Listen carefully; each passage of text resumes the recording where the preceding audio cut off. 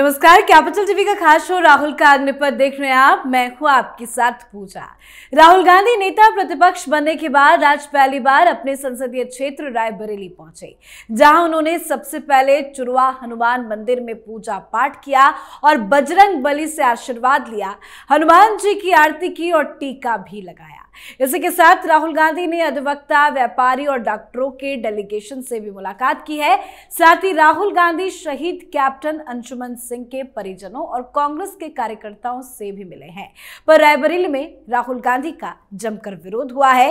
राहुल गांधी के खिलाफ जगह जगह पोस्टर्स लगाए गए। पोस्टर में उनके हिंदू हिंसक वाले बयान पर जवाब मांगा गया है। पोस्टर में राहुल गांधी से यह भी पूछा गया कि आप किस धर्म से हैं, स्पष्ट करो। तो रायबरेली में राहुल गांधी का कैसे हुआ जोरदार विरोध, बताएंगे आपको। साथ ही मणिपुर में पत्रकारों के सवालों पर भड़के राहुल गांधी का वीडियो भी आपको दिखाएंगे। चर्चा के लिए मेरे साथ स्टूडियो में मौजूद हैं कैपिटल टीवी के एग्जीक्यूटिव एडिटर राजीव जी। सर, आपका बहुत बहुत स्वागत है। धन्यवाद। रायबरेली में राहुल गांधी का जमकर विरोध हुआ है, उसके पोस्टर पे चर्चा करेंगे, लेकिन ये बैक टू बैक यात्राएं क्यों कर रहे हैं राहुल गांधी? क्योंकि राहुल गांधी को लग रहा है कि अभी कुछ दिन घूमने का समय है, घूम लेते हैं, फिर कुछ समय के लिए जब डिसअपेयर हो जाएंगे, यहां से चले जाएंगे, विदेश दौरे पर जाएंगे, तो फिर इन्हीं चीजों को कांग्रेस थोड़ा थोड़ा करके बाहर निकालते रहेगी कि राहुल गांधी ने पिछले 10 दिनों में क्या क्या किया। ये यात्रा पर निकले हैं और पिछली बार भी भारत जोड़ो यात्रा, भारत जोड़ो न्याय यात्रा करते रहे। अभी अलग अलग जगहों पर जाकर वो एक कंट्रोवर्सी क्रिएट करने की कोशिश कर रहे हैं। जैसे अभी वो मणिपुर से लौट कर आए, फिर उसके बाद रायबरेली क्यों गए?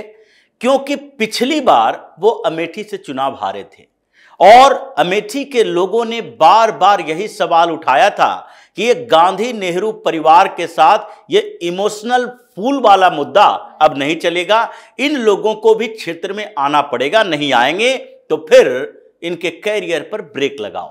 अब ये लग रहा है कि रायबरेली में भी जाकर एक बार मुलाकात कर लें जब तक यहां है, फिर तो मौका मिले ना मिले, उसके बाद तो फिर हमें अलग अलग हिस्सों में, हिंदुस्तान के नहीं बल्कि दुनिया के अलग अलग हिस्सों में घूमना है। इसलिए रायबरेली पहुंचे और रायबरेली पहुंचने के बाद उनके जो पूरा टीम पूरी है, उन लोगों ने तो पहले बता दिया था कि देखो भाई, आप रायबरेली आ रहे हो और गली मोहल्ले में हर जगह आपका विरोध का पोस्टर लगा हुआ है, तो करेंगे क्या? सबसे पहले हनुमान मंदिर गए और वहां पूजा अर्चना की। लेकिन हनुमान मंदिर के ऊपर में क्या लिखा हुआ होता है? वहां पर सीधे लिखा है जय श्री राम, जय हनुमान नहीं लिखा होता, जय श्री राम लिखा हुआ होता है। और राहुल गांधी की नजर जब ऊपर की तरफ उठी तो उसके बाद नजर झुक गई शर्म से, क्योंकि ये तो जय श्री राम का विरोध करने वाले लोग हैं। ये तो बार बार ये नैरेटिव क्रिएट करने की कोशिश कर रहे हैं, गुजरात से लेकर मणिपुर तक हर जगह जाकर, कि देखो अयोध्या में भगवान श्री राम का मंदिर बनाया गया और उसके कारण पीएम मोदी के कैंडिडेट की हार हुई। मतलब हम लोगों ने जैसे अयोध्या में भारतीय जनता पार्टी को हराया है, वैसे ही पूरे हिंदुस्तान में भाजपा को हराएंगे। इसका मतलब क्या है? इसका मतलब यह है कि हिंदुस्तान में अगर मंदिर बनाओगे तो तुम्हारी हार होगी, मस्जिद बनाओगे तो तुम्हारी जीत होगी, तुम चर्च में जाओगे तो नॉर्थ ईस्ट में जीतोगे, अगर वहां पर मंदिर में चले गए तो तुम्हें हारना, तुम्हारा हारना तय माना जाएगा। और मुसलमानों के साथ खड़े हो तो फिर भारत की राजनीति में तुम स्टार बने रहोगे। अगर मुसलमानों का विरोध किए और हिंदुओं के साथ खड़े रहे तो फिर समझ लो तुम यहां राजनीति ज्यादा दिन तक नहीं कर सकते। ये नैरेटिव क्रिएट करने की कोशिश कर रहे हैं। उनका कहने का मतलब तो यही है कि अयोध्या में कैसे भारतीय जनता पार्टी हार गई? अयोध्या में इसलिए हार गई क्योंकि वहां भगवान श्री राम के मंदिर बनाया गया और प्राण प्रतिष्ठा में राहुल गांधी उस समय भी ऐसे ही नौटंकी करने के लिए भारत जोड़ो न्याय यात्रा की शुरुआत कर दी और असम में जाकर हंगामा खड़ा करते रहे कि देखो हम भी हिंदू हैं, हमें शंकर देव के मंदिर में नहीं जाने दिया जा रहा है। जबकि उस दिन पूरे हिंदुस्तान के सारे मंदिरों में लाइव टेलीकास्ट हो रहा था, तो कुछ समय के लिए रोक लगा दी गई थी कि कोई पूजा अर्चना करने के लिए अंदर नहीं जाएगा। प्राण प्रतिष्ठा हो रहा है और उसका लाइव टेलीकास्ट हो रहा है, ये जानते थे, इनके लोग भी जानते थे। फिर भी जाना है, इसलिए जाना है कि उस समय एक कंट्रोवर्सी, विवाद पैदा करना है। और यही वजह है कि बार बार राहुल गांधी हिंदुओं का अपमान करते हैं और अपने चापलूस लोगों के कहने पर, जो इनके इर्द गिर्द में बैठे हुए हैं, वो बार बार कहते हैं हिंदू कभी भी एक नहीं हो सकता हिंदुस्तान में, इसलिए हिंदुओं की चिंता मत कीजिए। जितनी उसकी आलोचना कीजिएगा, इर्द गिर्द में कई ऐसे लोग हैं जो आपके पक्ष में आ जाएंगे, और आए भी। इन्होंने हिंदुओं का अपमान किया। हुआ क्या, 2 दिन के बाद ही जो हमारे शंकराचार्य हैं, अभिमुक्तेश्वरानंद, जो तिरमठ के शंकराचार्य, उन्होंने पहले तो कहा कि यह गलत हो सकता है, हिंदुओं को हिंसक नहीं कहा जाना चाहिए। लेकिन जैसे ही डांट पड़ी कांग्रेसियों से कि ये जो पिटारे में, पेटी में, बक्से में भर भर के पैसे देते रहे, इतने दिनों तक तुम लोगों को पालते रहे, इसलिए कि हम अगर कुछ भी हिंदुओं के बारे में बोले, हिंदुओं के खिलाफ बोले, तो ये आप समझ लेना कि हम मुसलमानों को खुश करने के लिए बोल रहे हैं और हिंदुओं को शांत करना आपका काम है। आप ये क्या कर रहे हो?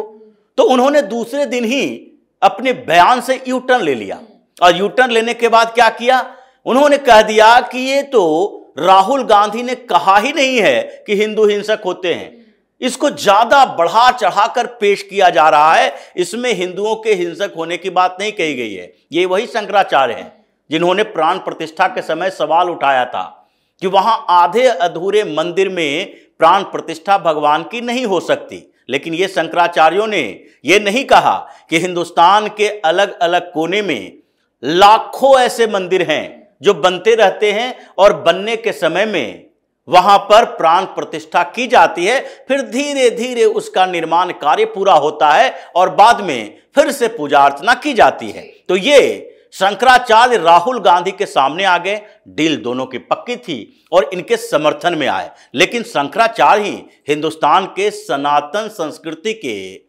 सबसे बड़े लीडर नहीं कहे जा सकते। जब इनकी डील सामने आई तो संत समाज सड़क पर आ गया और उन्हीं लोगों ने एक आयोजन किया, हिंदू शक्ति आयोजन, जो कॉन्स्टिट्यूशन क्लब में हो रहा है दिल्ली में। ये लोग सीधे 10 जनपद पर हमला करने वाले हैं। इसमें सनातन की बात हो रही है। हिंदू का मतलब सनातन, और ऐसा नहीं है कि हिंदू के अलावा इन लोगों ने आजकल जो लड़ाने की कोशिश की है सनातन संस्कृति के दूसरे संप्रदायों को, जैसे बौद्ध धर्म के लोग हैं, जैन धर्म के लोग हैं, सिख हैं, ये सारे इकट्ठा होते हैं सनातन संस्कृति के वाहक के तौर पर, क्योंकि इनके जड़ें सनातन से जुड़ी हुई है। ये बाद में अलग अलग धर्मों में बटे हैं, इसलिए उन धर्मों के प्रचार्य वो भी इसमें शामिल हो रहे हैं। और इन लोगों के बीच इस बात की चर्चा हुई कि कैसे अभी सनातन संस्कृति को खत्म करने के लिए एक बड़ी राजनीतिक साजिश चल रही है। जो 2014 के बाद हम लोगों का उत्थान देखने को मिला, लोग ज्यादा जागरूक हुए, उसके बाद चिढ़ पैदा हुई और उस चिढ़ के कारण अब जो मौलाना गैंग है परेशान तो हुआ और उस परेशानी में इसने अपने राजनीतिक आकाओं को कहा जो कि हिंदू है। अब हिंदू नेता हिंदुओं की बुराई करे तो हिंदू पूरी तरह से एकजुट नहीं हो सकते। उनके अपने फॉलोअर हैं, उनके अपने समर्थक हैं, राजनीतिक पार्टी है तो उसके कैडर हैं, इसलिए जो उनके कैडर हैं, समर्थक हैं, वो उनके साथ खड़े रहते हैं और दूसरे लोगों को भ्रमित करने की कोशिश करते हैं। इसलिए संत समाज ने अब ठान लिया है यहां पर बैठक होगी और उसमें बैठक में ये माना जा रहा है कि राहुल गांधी ने जिस तरह के हिंदुओं के खिलाफ बयान दिया है, उसके बाद अब हमारे पास एक ही उपाय बचता है। जैसे इनके दादी के खिलाफ यानी इंदिरा गांधी के खिलाफ संतों ने पार्लियामेंट स्ट्रीट पर प्रदर्शन किया था और गाय लेकर आए थे, यहां गौ हत्या पर प्रतिबंध लगाने की मांग की थी और उन संतों को इन लोगों ने लाठियों से पीटा था पुलिस बल का उपयोग करके। अब वही दोहराया जाना पड़ेगा जिस तरीके से इंदिरा गांधी ने किया, अब उनके वंशज भी ऐसे ही कर रहे हैं, इसलिए 10 जनपद का घेराव करेंगे। अब सरकार को चाहिए, सरकार अगर चाहे तो हमारे ऊपर लाठीचार्ज करवाए या राहुल गांधी की सुरक्षा करे, और अगर नहीं करती है तो हम शांतिपूर्ण प्रदर्शन करेंगे। इनके आसपास ये दिखाने की कोशिश करेंगे जरूर कि हम आपकी बातों से नाराज हैं। और हिंदुस्तान के हर हिंदू को यह सोचना चाहिए कि राहुल गांधी को अपनी उस बात के लिए, उस बयान के लिए सार्वजनिक तौर पर माफी मांगनी चाहिए। संसद में कही गई बातों पर सजा तो नहीं मिल सकती। बिल्कुल सर, तो 10 जनपद को घेरने की तो तैयारी है, लेकिन रायबरेली में भी राहुल गांधी को घेरा गया है। जो विरोध हुआ है वो जरा दिखाते हैं। राहुल गांधी के रायबरेली दौरे के विरोध में तमाम हिंदू संगठनों ने पोस्टर लगाए। वो पोस्टर आपको दिखा रहे हैं। पोस्टर में हिंदुओं को लेकर लोकसभा में दिए राहुल गांधी के बयान पर नाराजगी जाहिर करते हुए लोगों का गुस्सा साफ साफ नजर आ रहा है। हिंदू को हिंसक कहने से नाराज लोगों ने ये पोस्टर लगाते हुए पोस्टर में लिखा कि रायबरेली के हिंदू मतदाताओं ने अपने को हिंसक कहने के लिए नहीं दिए थे आपको वोट। राहुल गांधी किस धर्म के हो, जवाब दो। आप हिंदू धर्म को मानते हो या नहीं? रायबरेली का हिंदू मतदाता आपको भविष्य में वोट क्या गाली खाने के लिए देगा? पोस्टर के जरिए कई तीखे सवाल राहुल गांधी से पूछा गया है। और एक जगह नहीं सर, रायबरेली के अलग अलग जगहों पर कई सारे पोस्टर्स लगाए हैं। तो जमकर विरोध आज रायबरेली में भी हुआ है। बिल्कुल, जहां जहां राहुल गांधी जाएंगे इनका विरोध कोई भी हिंदू करेगा। जो वैसा हिंदू नहीं है, जो कांग्रेसी हिंदू आजकल बन चुका है, जो विपक्ष के साथ बैठे रहना चाहता है, जिसमें अंदर हिंदुत्व की भावना कमजोर हो गई है, जो ये जानता है, समझता है कि राजनीति में आजकल विपक्ष जो मुद्दे उठा रही है उसी से उनका फायदा होगा, वही लोग चुप रह सकते हैं। रायबरेली में विरोध हुआ, राहुल गांधी से सवाल पूछे गए और वो सवाल पोस्टरों के जरिए जो पूछे गए वो जायज सवाल थे। राहुल गांधी को बताना पड़ेगा, क्योंकि आपके धर्म और आस्था पर तो सवालिया निशान खड़ा होता है। आप पारिवारिक पृष्ठभूमि में अपने देखिए तो भी ये पता चलेगा कि आपको ये बताना पड़ेगा कि आप अपने पिता राजीव गांधी, जिनका भी ये फेथ कैसा था, विश्वास आस्था कैसी थी, इस पर सवाल उठते रहे हैं उनके ऊपर के पीढ़ियों से। यानी कि फिरोज गांधी, जिनको पारसी मुसलमान कहा जाता था, फिरोज गांधी के परंपरा से आते हैं, राजीव गांधी उन्हीं परंपरा से आते थे, या फिर आप अपने माता श्री यानी कि सोनिया गांधी की परंपरा से आते हैं जो कैथोलिक क्रिश्चियन है। तो इन दोनों परंपराओं में से किस परंपरा को मानते हैं, या फिर आपने वापसी की है? जैसे कई ऐसे सनातनी हैं जो घर वापसी करते हैं, वैदिक मंत्रोच्चारण के साथ उनको सनातन धर्म में दीक्षित किया जाता है, और आपने दीक्षा ली है, आप फिर हिंदू बने हैं, या फिर अभी भी आपके अंदर आस्था जो है गैर हिंदुओं वाली है, या तो इस्लाम के प्रति आप सिंपैथी दिखाते हैं या क्रिश्चियनिटी के प्रति दिखाते हैं, और आस्था भी आपके उन्हीं चीजों में दिखती है। क्योंकि कोई भी हिंदू धर्म के त्योहार पूजा पाठ में आपका दृढ़ विश्वास नहीं दिखता। आप सिर्फ चुनाव के समय में मंदिरों में जाते हैं, चुनाव के समय के बाद जब आप बैकफुट पर आते हैं तो मंदिरों में जाते हैं।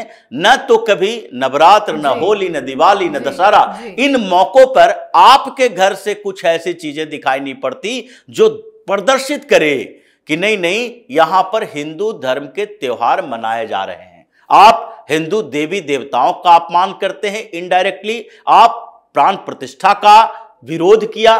तो ये जो तरीके आपके अंदर दिख रहे हैं वो तो गैर हिंदू वाले दिख रहे हैं, तो आपको साबित करना पड़ेगा। ये सवाल है और इनके क्षेत्र की जनता का सवाल है। तो आप ये नहीं कह सकते कि तुमने वोट नहीं दिया, ये नहीं कह सकते जैसे पत्रकारों के लिए कहते हैं कि तुम भारतीय जनता पार्टी के पत्रकार हो, तुम कांग्रेस के पत्रकार नहीं हो। तो उस तरीके से आप वहां की जनता को नहीं कह सकते कि तुमने वोट नहीं दिया, तुम्हारे सवालों का जवाब क्यों दे।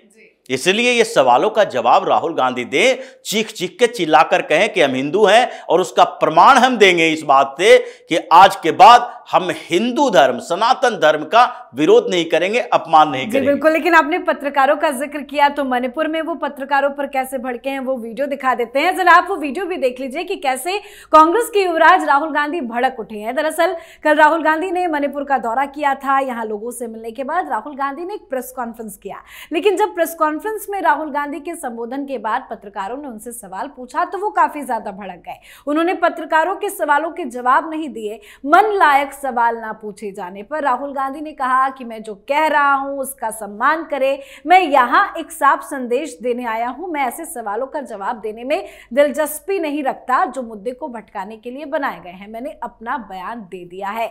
मतलब मन लायक सवाल राहुल गांधी से पूछा जाएगा तभी वो जवाब देंगे। देखिए, राहुल गांधी को यह बताना चाहिए कि मुद्दे से भटकाना क्या होता है और वहां का मुद्दा क्या है। मणिपुर आप गए, आप बताइए कि वहां मुद्दा क्या था। मणिपुर में मुद्दा शांति स्थापित करने का है। क्या आपने पीड़ित परिवारों से मुलाकात के अलावा कोई ऐसा काम किया जिससे यह लग सके कि मणिपुर में शांति व्यवस्था स्थापित करने के रास्ते में आपने कोई एक ऐसा काम किया हो, सारे कम्युनिटी के लोगों को इकट्ठा किया हो, कोई संदेश दिया हो? आप कानून व्यवस्था पर सवाल उठाते हैं, सरकार पर सवाल उठाते हैं, तो क्या कहना चाहते हैं कि जब हिंसा हो रही है तो सरकार आर्मी उतार के सबको गोलियों से भून दे? वहां तो एक समझौतावादी प्रवृत्ति चाहिए कि धीरे धीरे लोग एक दूसरे के साथ इंटरैक्ट हों और फिर धीरे धीरे ही दोनों के बीच विश्वास पैदा हो। आपने तो अविश्वास पैदा करने के लिए ठान ली है कि जितना अविश्वास पैदा होगा, गहरा होगा, उसी आधार पर हमें राजनीतिक फायदा मिलेगा। जैसे इस अशांति के समय में आपको राजनीतिक फायदा हुआ, आपके 2 सांसद जीत कर आए मणिपुर से। इससे पहले तो अशांति नहीं थी, तो भारतीय जनता पार्टी की सरकार बनी। तो ये आपका आउटपुट जो है वो दिख रहा है कि आपको फायदा किसमें है। अगर अशांति में फायदा है तो इसका मतलब है आपको अपने ऊपर सवाल उठाना चाहिए। इसलिए पत्रकारों ने जब पूछा तो राहुल गांधी के पास जवाब देने के लिए शब्द नहीं थे, ऐसा नहीं था, लेकिन यह जरूर था कि अगर वो सवालों का जवाब देते तो इसका मतलब है कि उसी ट्रैप में फंस जाते, क्योंकि इनकी मानसिकता, इनका इंटेंशन तो मणिपुर जाने का सिर्फ यही है कि पीएम मोदी दौरे पर गए हैं रसिया, और यहां पर हम ये विवाद पैदा कर दें कि देखो देश में इतनी अराजकता का माहौल कुछ जगह पर है, अशांति है, गोलियां चल रही है, लोग मर रहे हैं, पीड़ित हैं, और पीएम जो हैं बाहर जा रहे हैं। उन्होंने सवाल भी उठाया था कि 2 दिन मणिपुर का दौरा करना चाहिए पीएम मोदी का। मतलब ये राहुल गांधी के मारो और भागो, ये डरो डराओ की नारा जो लगाते हैं, डरो मत डराओ मत, ये राहुल गांधी की ऐसी नीति है जिसमें डरो और भाग जाओ की नीति अपनाते रहते हैं। यही पत्रकारों के साथ भी किया। सर, एक आखिरी सवाल भी आपसे पूछना चाहेंगे। राहुल गांधी ने आज शहीद अंशुमन के परिवार वालों से मुलाकात की है और उनकी मां का भी बयान सामने आया। वो कह रहे हैं कि ये अग्निवीर योजना को खत्म कर देना चाहिए, सरकार से उन्होंने अपील भी की है। ये मुलाकात क्या कोई खास रणनीति? देखिए, बिल्कुल रणनीति थी और इस बात को समझने की जरूरत है। अभी मीडिया में हर जगह खबर चल रही है कि शहीद कैप्टन अंशुमन के परिवार वालों से राहुल गांधी ने मुलाकात की। मुलाकात कहां की? मुलाकात की रायबरेली में। रायबरेली के क्या अंशुमन रायबरेली के हैं? क्या शहीद कैप्टन अंशुमन का परिवार रायबरेली में रहता है? वो उनका पूरा परिवार देवरिया का है, घर उनका देवरिया में है। अगर देवरिया से राहुल गांधी देवरिया जाकर उनसे मुलाकात करते तो यह माना जाता कि उनसे मुलाकात करने के लिए राहुल गांधी गए हैं। लेकिन इसमें हुआ क्या? उनकी मां ने कहा कि हम राहुल गांधी से प्रभावित हो गए थे जब संसद में गए थे तो, और मुझे लग रहा था राहुल गांधी से एक बार मुलाकात करनी चाहिए। उन्होंने कैसे भी करके राहुल गांधी का नंबर अरेंज किया, राहुल गांधी से फोन किया और उसके बाद राहुल गांधी ने समय दिया, रायबरेली आएंगे तो आप देवरिया से यहां आ जाना मिलने के लिए। पहली बात तो यही है कि उनका परिवार जो है राहुल गांधी से मिलना चाहता था, इसलिए राहुल गांधी ने वहां से बुलाया। लेकिन राहुल गांधी देवरिया जा सकते थे। दूसरी जहां तक बात है कि उनके माता पिता ने क्या कहा, अग्निवीर योजना के लिए क्या कहा, ये बहुत बड़ी बात नहीं हो सकती, क्योंकि ये एक स्ट्रेटेजिक मुद्दा है, एक रणनीतिक मुद्दा है, ये बड़े पॉलिसी मेकर का काम है। और वैसे में चाहे शहीद की मां हो, शहीद के पिता हो, कोई भी हो, जिनको सरकार से मदद नहीं मिल रही है तो उस पर सवाल उठाया जा सकता है। उनको शौर्य चक्र मिला है हाल फिलहाल में, तो इस बात के लिए मुद्दा उठाया जा सकता है, लेकिन पॉलिसी पर मुद्दा इन लोगों के उठाने से बात नहीं होगी। उनको तो सवाल राहुल गांधी से करना चाहिए था। अगर निष्पक्ष तरीके से कहा जाए तो राहुल गांधी से यह सवाल करती कि आप जगह जगह जाकर सेना का अपमान करते हैं, आपने रेगुलर कैडेट और साथ ही अग्निवीर, ये दोनों के बीच के डिफरेंस को पैदा करने के लिए आपने क्या किया? रेगुलर कैडेट के अधिकारियों का अपमान किया। आप बार बार कहते थे रेगुलर कैडेट के जितने बड़े बड़े ऑफिसर हैं, छोटे से बड़े ऑफिसर जो होते हैं, कैप्टन होते हैं, कर्नल होते हैं, ये सारे बड़े परिवारों के होते हैं। आपने किसी गरीब को देखा है कैप्टन बन गया हो? तो शहीद अंशुमन के परिवार वालों को पूछना चाहिए कि हम किस बड़े जमींदार परिवार से हैं, कौन से करोड़पति घर से आते हैं। आपको अगर सेना के शौर्य का, सेना की शहादत का अनुमान नहीं, पता नहीं है, तो उस पर बोलना बंद कीजिए, क्योंकि आप लोगों की औकात नहीं है कि सेना में जाकर कुछ काम कर सकें। भारतीय जनता पार्टी के कई ऐसे नेता हैं जो कि सेना के अधिकारी रहे हैं, कई ऐसे नेता हैं जिनके परिवार के लोग सेना में गए हैं और वहां काम कर रहे हैं। तो जो स्थितियां रायबरेली में पैदा हुई, ये तो एक ऐसे सस्पिशन पैदा करता है कि इसके पीछे कुछ खिचड़ी पकाया जा रहा था और उनसे कहलवाने के लिए, उनको भ्रमित करने की कोशिश की जा रही थी। ये राहुल गांधी की आजकल टैक्टिस हो गई है। जी बहुत बहुत धन्यवाद सर समझाने के लिए। धन्यवाद। तो चीख चीख कर कहने वाले कि डरो मत, डराओ मत, वो खुद डर कर भाग गए हैं। राहुल गांधी ने डर से पत्रकारों के सवालों का जवाब नहीं दिया है, और देते भी कैसे। राहुल गांधी मणिपुर पीड़ितों का हाल जानने नहीं बल्कि राजनीति करने गए थे, जिस वजह से बुरे फंस गए हैं। तो वहीं आज रायबरेली पहुंचे राहुल गांधी को भारी विरोध का भी सामना करना पड़ा है। तो इन तमाम मुद्दों पर आप अपनी राय कमेंट कर जरूर लिखें। देखते रहिए कैपिटल टीवी। नमस्कार।